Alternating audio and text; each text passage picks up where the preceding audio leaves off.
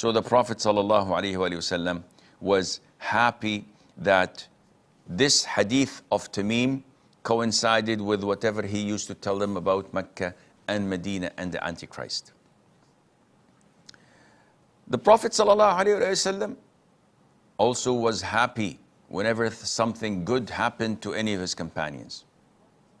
Ka'b ibn Malik, for example, one of the three poets of the Prophet ﷺ, when he did not catch up with the expedition with the Prophet ﷺ to Tabuk on the 9th year of Hijrah, and the Prophet came back, the hypocrites came to give their apologies.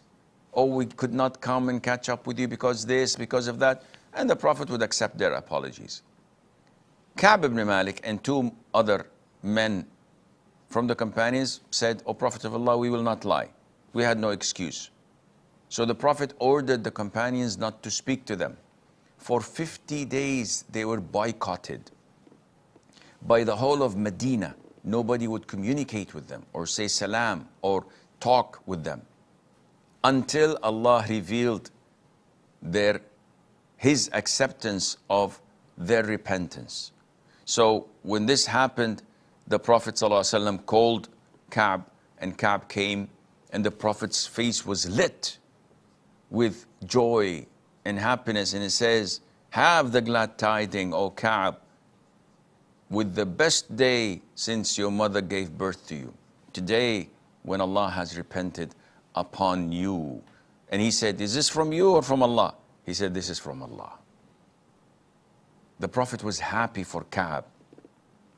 And the Prophet ﷺ would also become happy whenever he was supported by his companions at times of difficulty, whenever he heard beautiful words, like when Al-Miqdad ibn al-Aswad, may Allah be pleased with him, was with the Prophet ﷺ, and they were about to encounter the enemy forces, and the Prophet ﷺ was afraid that he would not have the support of the people of Medina, because he did not give them the pledge of allegiance to accompany him outside of Medina outskirts, but rather to defend him while being within the limits of Medina. So when he had to go out and fight, he was hesitant, he was afraid. Maybe they won't back me up. So Al-Miqdad ibn al-Aswad, may Allah be pleased with him, said to him, O Prophet of Allah, we will not say to you like the Jews said to Moses, peace be upon him, go, you and your Lord, and fight. We are sitting here, we're not coming with you. Rather, we will fight to your right, to your left, from in front of you and from behind you, meaning that we will be with you round the clock. Don't be afraid. So the Prophet ﷺ's face lit and he was pleased with that. The Prophet ﷺ, and I will conclude with this, was also happy whenever there was a cause to be happy, whenever the Muslims have benefited it. So whenever the Prophet heard some news that was positive, that was helpful for the Muslims and for Islam, he would prostrate in happiness and showing his gratitude to Allah. And this happens only in something that does not reoccur.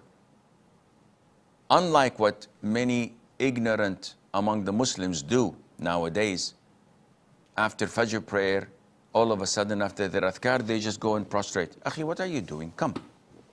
He said, I'm prostrating to Allah Azza wa Jal, showing my gratitude. And I said, but this is not permissible.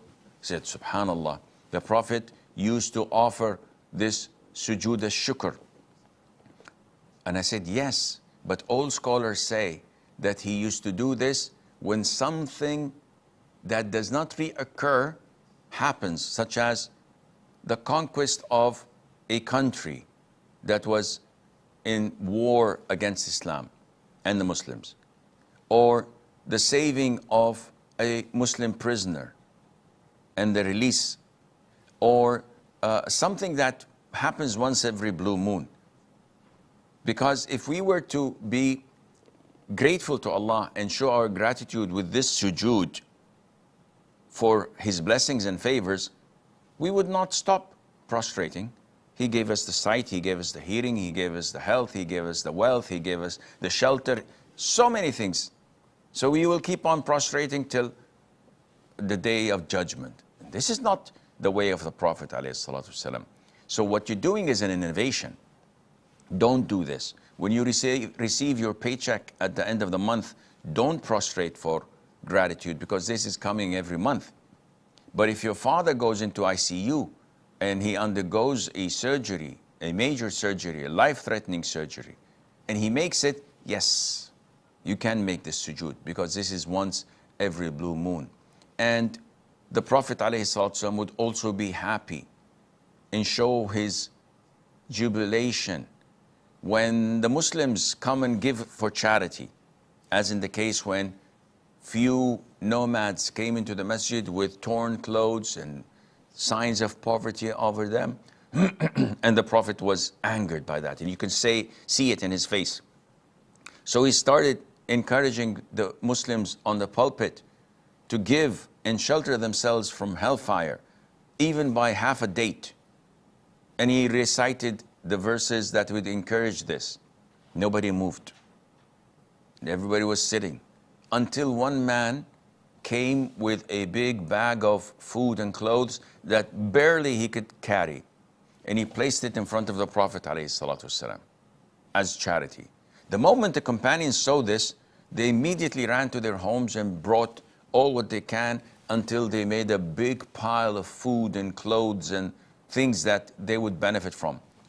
Then the face of the Prophet ﷺ lit, and he was pleased by their reaction to his call to help those in need.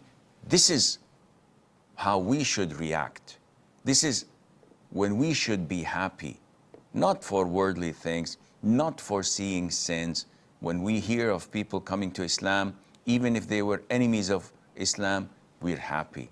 When we see Muslims benefiting from charity, we're happy. When we see glad tidings for Islam and the Muslims, we become happy like the Prophet ﷺ.